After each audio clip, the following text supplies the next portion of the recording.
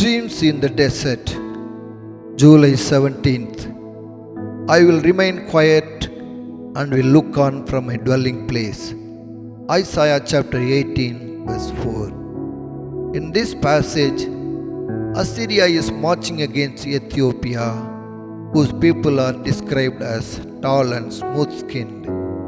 As the army advances, God makes no effort to stop them, and it appears as though they will be allowed to do as they wish.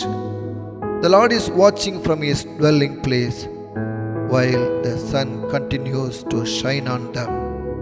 Yet, before the harvest, the entire proud army is defeated as easily as new growth is pruned from a vine. Isn't this a beautiful picture of God remaining quiet and watching?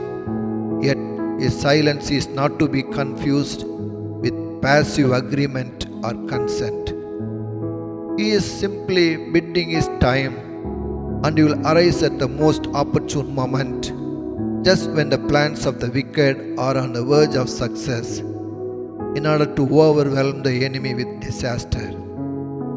And as we see the evil of this world, as we watch the apparent success of the wrongdoers, and as we suffer the oppression of those who hate us, let us remember those miraculous words of God: I will remain quiet and will look on. Yes, God does have another point of view, and there is wisdom behind his words.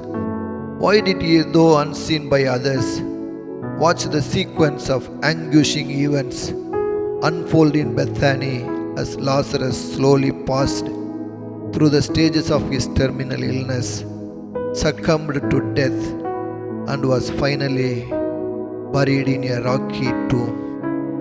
Jesus was simply waiting for the perfect moment when he could intercede most effectively. Is the Lord being quiet with you? Nevertheless, he is attentive and still sees everything. He has his finger on your pulse and is extremely sensitive to even the slightest change. And he will come to save you when the perfect moment has arrived.